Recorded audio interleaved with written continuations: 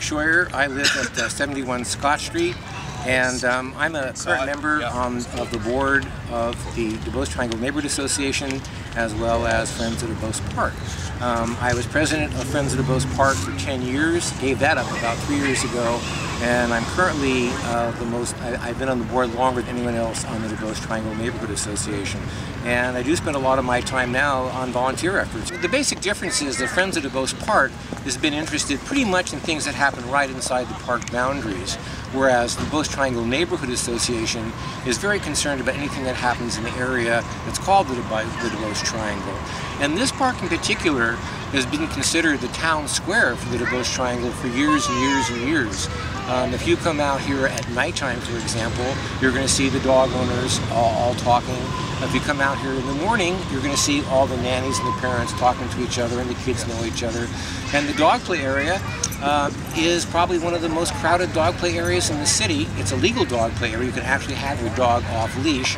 And all those people know each other, and all these little groups know each other. They may not know each other, but certainly within their own group they know each other. And I think that's a very important thing. It contributes to people's sense of community, which is more important than ever these days, especially with tough economic times. And living next to Duboce Park is really wonderful because you get to see people enjoying the park, and that's always a very happy scene. So typically, as I walk through the park to catch Muni over here on Duboce and Noe, I get to see all these wonderful scenes. I get to see people using the rec center and the photo center. I get to see people using the basketball court and the youth play area and the playground and the grassy areas, one that allows dogs and one does not. And it's just always a very joyful situation to see people using the park. Every park has certain needs, and when you have a friends group like we do, it just really increases your chances of, number one, getting attention from Rec and Park, and number two, creating your own projects. For example, the playground, the labyrinth, and the youth play area were all basically ideas that were developed by people in our group.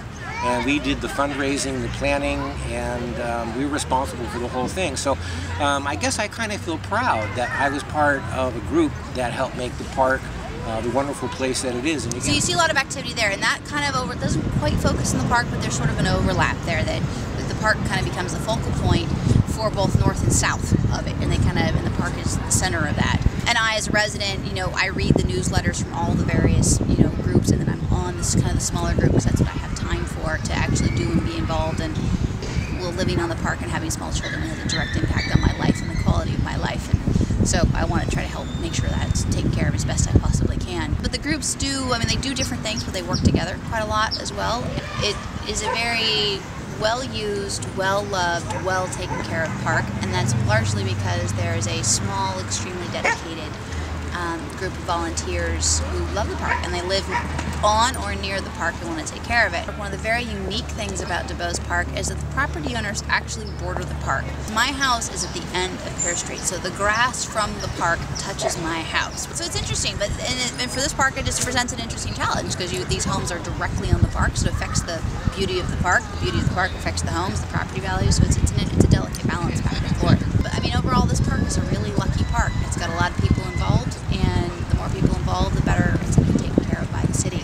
And so, the park has been here for 100 and something years. I have a picture on my computer from after the 1906 earthquake when it was a tent city. And so the park's here. It's going to be here. It will continue to be here. And it's just a matter of how well it's taken care of. And I'm going to do our best to make sure it's taken care of really